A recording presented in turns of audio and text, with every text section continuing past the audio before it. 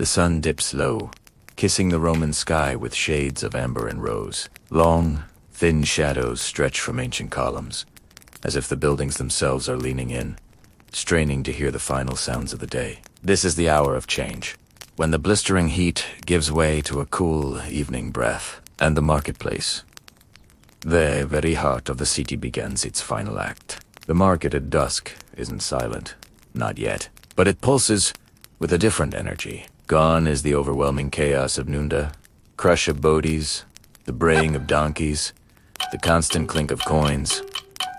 Now, the chaos softens into a palpable urgency. The vendors know this is their last chance before darkness wraps itself around the city. Look there, at the olive seller. He raises a wicker basket, letting the evening light catch the glossy skins of his wares. Some are bright green, others a gleaming jet black. He knows you've walked past countless olive stalls today. But now, with hunger stirring, the scent of brine and herbs is harder to ignore. His voice rises, almost like a song. Olives from the grove, taste the salt of the earth, the gift of the gods. By now, before the day ends, a few passers be slow, their eyes caught by the glistening fruit. Not far away, a baker is performing his own end-of-day ritual. His stole exudes the intoxicating aroma of warm bread, an invisible hand that pulls at your belly. He's been baking since dawn, and now, he no longer holds his prices firm. Fresh bread, warm bread, 2 for the price of 1, he calls out, his voice hoarse, but persistent. A mother, tugged by her eager children, hesitates, then steps forward. The baker smiles, placing 2 round loaves into her arms. For him, it's less waste. For her children, it's the simple, profound comfort of fresh bread with their evening meal. But the spice traders are a different story. They don't shout. Their trade is too precious. Cinnamon from Ceylon, pepper from India, incense from Arabia. Their stalls are neat, their jars tightly sealed.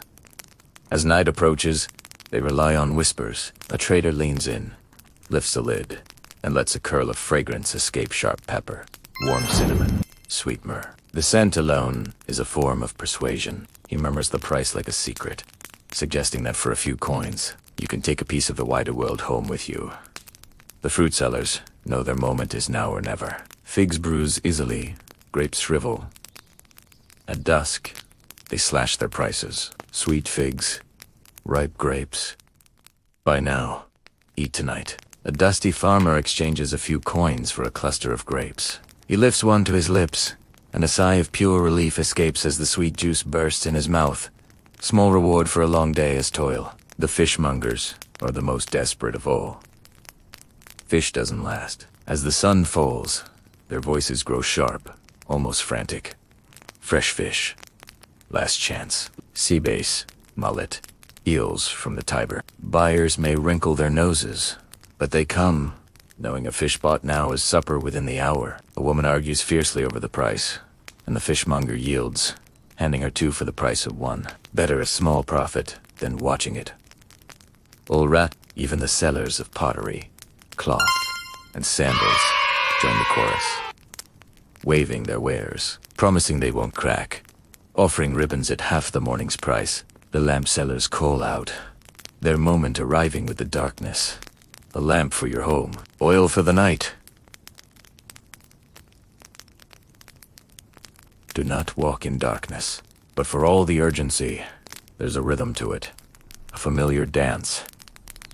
This is a ritual as steady as the setting sun. The crowd moves like a tide, flowing between stalls. Laughter mingles with argument.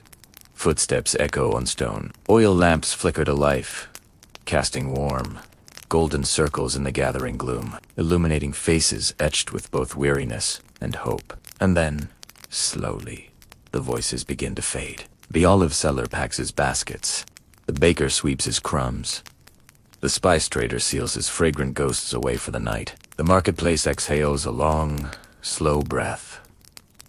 Its song is nearly ended. At dusk in Rome, these final calls are more than just commerce. They are life itself, condensed into sound, hunger and hope, need and desire. To walk among them is to feel the heartbeat of the city itself, slowing down, softening, but never truly stopping. The day is done.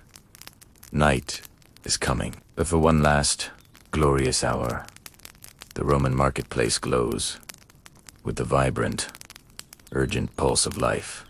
Close your eyes for a moment. Imagine you're standing in the heart of a Roman marketplace as dusk begins to fall. What do you hear? It's not just noise, it's a symphony, an orchestra without a conductor, where every person, every cart, every coin plays its part. The first sound to hit you is the percussion section. The clatter of wooden carts. Their thick, uneven wheels roll across cobblestones worn smooth by centuries of traffic. They've grown under the weight of grain, wine, and pottery. The donkeys pulling them snort and bray, their hooves adding a steady beat. Each cart has its own voice.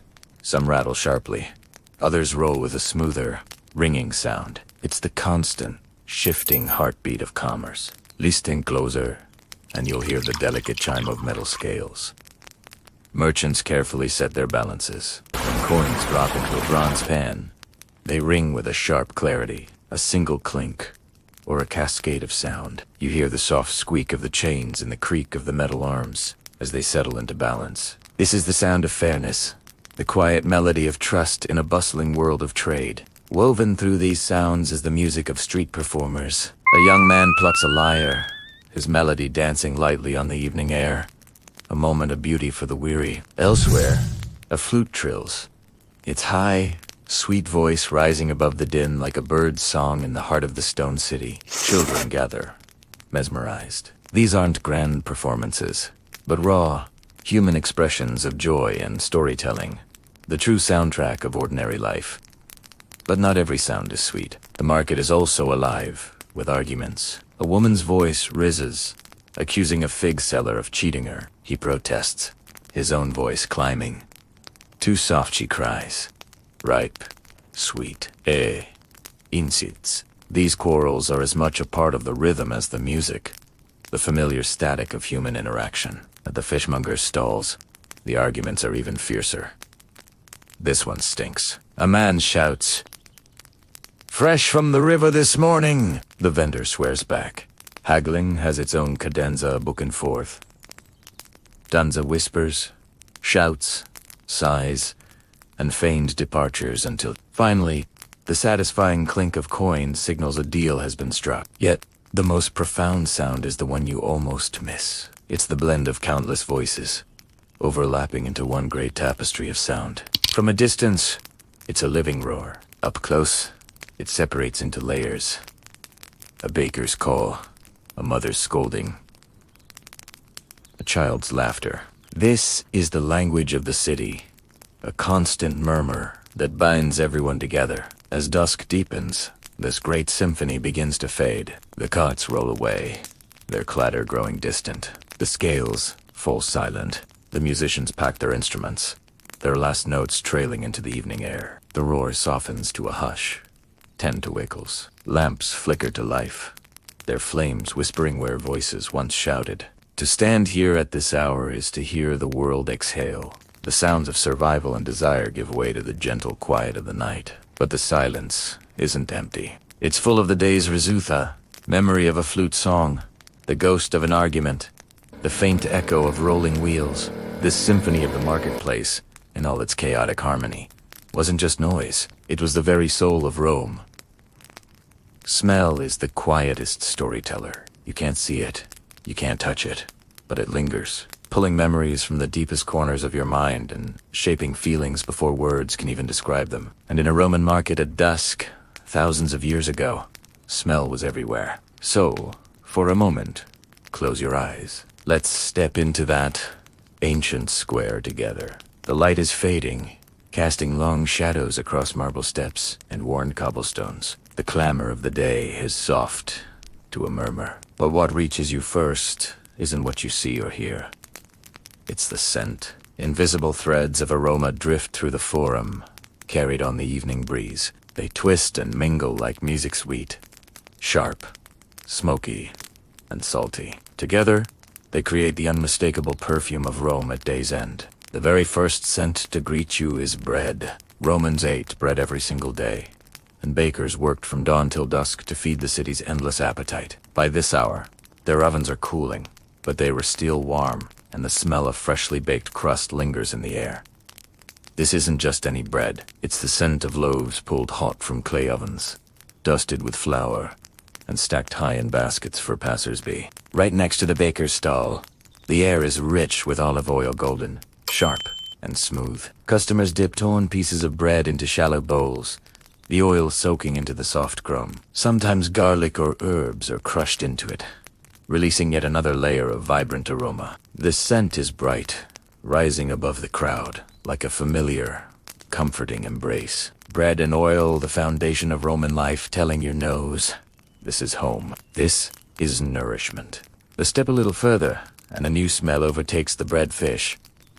Rome's markets were famous for their fishmongers. By evening, the air around their stalls was unmistakable. The briny sharpness of the sea clung to scales, nets, and barrels of salt water. Even this far from the coast, Rome carried the scent of the ocean. There was fresh fish. It smelled cleaner and lighter, like waves breaking on the shore. But there was also cured fish, heavily salted and sharp to the nose. And of course, there was garum, the legendary Roman fish sauce, made by fermenting fish in brine under the sun.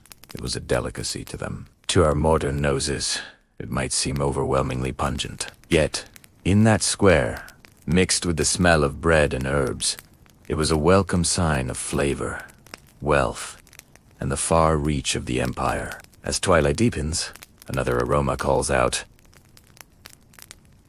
Meat roasting on skewers. Street vendors have set up small braziers, their charcoal glowing like red eyes in the dusk. You can hear the hiss as fat drips onto the embers. The smoke curls upward, carrying the irresistible scent of sizzling lamb, goat, and pork, all marinated in herbs, rubbed with salt, and sometimes brushed with honey or wine. The air grows heavy with this smoky sweetness, tempting everyone who passes by. For the wealthy, it was a simple snack. For the poor, it might be their only taste of meat all week. But everyone smelled it. Everyone felt that familiar tug of hunger as the wind carried the roasting fragrance across the square. And then, there's the smell of wine. Vendors sold it by the cup, ladling it from large clay jars. But in the beautiful chaos of the market, wine was spilled, drops splashed onto the dusty stones, soaking into the cracks. The scent rose up sharp, fermented, a little sweet, but also sour. It's the smell of both celebration and excess. It mingled with the dust on the floor, the sweat of the crowd, the smoke of the meat, and the salt of the fish. No perfume could hide it. To walk through the Roman Forum was to breathe in the echo of wine. Finally, as the sun disappears completely, oil lamps flicker to life. Their wicks, soaked in olive oil, give off not just light but a thin, steady ribbon of smoke. It's a different smell, not food, not drink, but fire itself. The smoke is faintly bitter and earthy, clinging to the air, as if whispering to everyone. The day is gone. Night is here. This smoke threads itself through all the other scents, softening them, reminding everyone that the square is now a place of shadows and secrets, not of midday shouting. And so, the market had its own perfume, a blend of bread and oil, feasts and salt, roasting meat, spilled wine, and smoking lamps. To the Romans, these smells were memory itself. A child would forever remember the scent of roasted meat drifting through stone alleys. A traveler would step into Rome and know, instantly not by sight, but by smell, that they had arrived at the heart of the world. These scents told stories of survival and hunger, of community, wealth, and poverty. They told the story of life. The market is never just stones and stalls. It is people, faces, voices, footsteps, glances. As dusk settles over the Roman Forum, the evening light softens the edges of the ancient stone, and it's the people who become the true tapestry of the moment. Each person, each group, carries a story, a rhythm that lingers in the air, like the scent of baking bread and fresh olives. If you could walk through this marketplace with me, pausing at each turn, you wouldn't see strangers, but pieces of the great Roman world. First, you'd notice the wealthy. They're easy to spot. Not because they're loud, but because the crowd just seems to part for them. Their togas are bright white, meticulously folded, though even their hems carry a faint dusting from the day. Their sandals are polished, their hair perfectly arranged. They walk with servants, one perhaps holding a parasol against the last rays of sun, another balancing a basket of fine goods. These citizens don't haggle. Their voices are controlled. A soft word here, a raised eyebrow. That's all it takes to close a deal. They come at dusk for a reason. The market is calmer, less chaotic, but still bustling with choices. They purchase olives in small, delicate jars, fine wines, and baskets of sweet figs. Speaking of dinner guests and senatorial gatherings, watching them, you see more than just luxury. You see pride, a certain distance, but also a shared humanity. They, too, must eat, must drink, must gather their food before night falls. Not far away, in the very same market, you'll find the poorer families. Their clothes are simple tunics, patched and faded, sandals worn thin. They also wait for dusk, but for a different reason. This is when the prices fall. Bakers sell off their last loaves for half the cost. Fishmongers rush to clear their stalls before closing. A coin that was not enough this morning might now buy a whole dinner. You see mothers holding their children's hands, fathers counting small copper coins in their palms. Their negotiations are, "Quiet, please.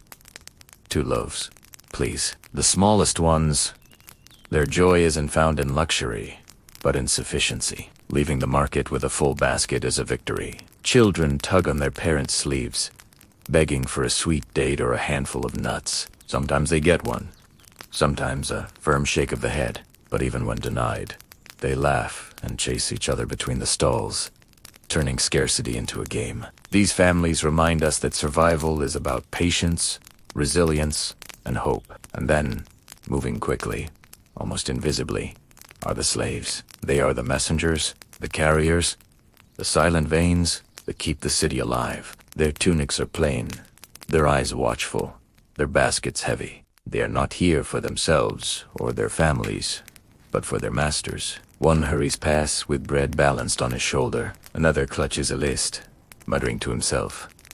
Olives, wine, a bolt of cloth, a jar of honey. A third negotiates fiercely, not for his own money, but to bring home a good bargain and earn a moment of approval. They cannot linger, cannot waste time. Yet, even in their haste, you catch glimpses of their humanity. A quiet smile exchanged between 2 friends, a whispered joke, a quick sip of watered wine before heading home. They are both a part of the market, and apart from it. If you pause to watch, you see just how much of Rome moves through their hands. But amidst all this seriousness, it's the children who bring the market to life. Their voices rise above the crowd like birdsong, full of playful energy. They dart between stalls, weaving through the legs of adults, laughing as they chase one another. Some clutch a tiny coin to buy a sweet treat. Others hold a piece of fruit, a gift from a kind vendor. Their cheeks are smudged with dust. Their sandals slap against the stone. Their eyes sparkle in the glow of the newly lit lamps. A group of boys dares each other to touch the slippery scales of a fish.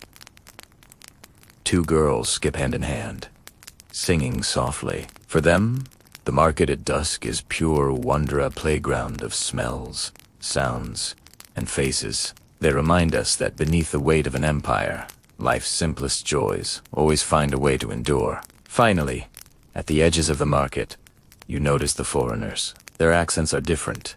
Their Latin broken or mixed with strange tongues. Their clothes are cut in unfamiliar styles, their skin weathered by suns from faraway lands. An Egyptian trader sells papyrus scrolls, while a merchant from the east offers shimmering silk. A man from Gaul has heavy wool cloaks, prized for the coming winter. Their stalls are like windows to the wider world, where Romans pause with curiosity. These traders bring not just goods, but stories of deserts, mountains, and distant seas. They transform this local square into the very center of the world. Step back, and you see them all together. The wealthy, the poor, the slaves, the children, the foreigners. This is the market. This is the living heart of Rome at dusk. As the lamps glow brighter and the night air cools the stones, you realize that each person, no matter their role or their joy, belongs to this shared moment. The market isn't just a place of trade, it's a mirror of humanity itself. The Roman day was a rhythm, a pulse, a steady heartbeat that began with sunrise and ended only when the lamps and torches of dusk surrendered to the dark. And in that rhythm, the marketplace, the forum, was the very soul of the city. By morning, it awoke with a storm of voices, smells, and movement. But now, as the sun slides lower, the forum enters its most delicate transformation. The shift from day to night. It begins slowly, almost the last rays of sunlight cling to the high rooftops of terracotta tiles and marble statues. The grand shadow of a temple stretches across the cobblestones like the hand of a god, reminding all of its presence. The air cools, carrying the faint scent of olive oil smoke and the day's baked dust. For a moment, it feels as though time itself pauses, and then, like a breath being released, the marketplace exhales, easing itself from frenzy into quiet. One by one, lamps are lit. At first, only a few, timid flames licking the dusk. Clay oil lamps with little spouts, their wicks catching fire from glowing embers carried from nearby hearths. Then, more, a fishmonger sets a lamp on his stall, and the silvery scales of his last unsold fish glimmer like ghosts of the river. The marble columns surrounding the forum catch the light of torches, their flickering flames making the carved gods and emperors appear almost alive, shifting in shadow and glow. Looking down from above, you might imagine the forum as a sky itself, small stars appearing one by one, until the entire square glimmers against the deepening purple of twilight. The energy of the vendors is different now. The sharpness is gone, replaced by weariness. Where earlier they called out their wares with forceful voices, now they mutter to each other, counting coins, tying sacks, sweeping crumbs from stone tables. The spice merchant carefully wraps up what remains of his cinnamon sticks and peppercorns, tucking them away until dawn. Some bargains are still made, but they are softer, hushed. A woman approaches a fruit stall, her eyes scanning the bruised figs. She haggles gently, not for the thrill of the bargain, but out of necessity. The merchant sighs, shrugs, and agrees, preferring to sell cheap rather than let the fruit rot. These twilight transactions carry a sense of resignation, a recognition that both seller and buyer are weary from the day's dance. The soundscape alters to where once the air rang with overlapping shouts and the clang of metal. Now it softens. The loudest noises are the creak of wooden shutters being pulled across shop fronts, and the rattle of coins being poured into leather pouches. But in this quiet, new sounds emerge. A flute begins to play tentative notes at first, then flowing into a melody that dances above the silence. The musician is a young boy, his back against a column, a wooden cup at his feet. His song fills the gaps left by the day's noise, weaving through the air like smoke. Not everyone leaves. Some linger. A pair of older men argue softly about politics, their voices measured, softened by age and perhaps wine. A slave girl, her errands complete, sits on the edge of a fountain, dipping her sore feet into the cool water, enjoying a brief moment of stolen rest. Children continue their games, even as mothers call them closer, their laughter sharp against the evening quiet, bouncing off the stone walls. And then comes the second heartbeat of the night. As stalls close, the taverns open. Wooden shutters swing wide, spilling out warm golden light and the rich smell of wine. The sound of unrestrained laughter bursts into the cooling air. Soldiers off-duty crowd into doorways, their armor clinking as they demand cups of wine. Traders from far provinces gather around tables, boasting of journeys and exchanging tailies. From the darkness of the square, one can hear tavern songs and drunken laughter carrying into the night. The energy of the marketplace has not died. It has simply shifted, moved into the side streets and shadows. Lovers stroll quietly, their steps slow, their voices hushed. In the dim glow of the lamps, their glances go unnoticed, their hands brush together without shame. Dusk is kind to them. It shadows a cloak for secret affection. The torches flicker against marble walls, shadows dancing like restless spirits. Statues of gods and emperors loom larger in the firelight, their faces shifting with every gust of wind. The marketplace becomes less about trade and more about presence, a gathering of people and stories under the stars. And this is Rome, a city that never truly sleeps. By day, the Forum is a furnace of commerce. By night, it is a hearth of community. Coins and goods give way to wine and stories, and the city's soul continues to beat, steady and strong. The Forum at dusk is not just a marketplace, it is a mirror of life itself. Bright and harsh in the day, gentle and mysterious by night, always alive, always eternal.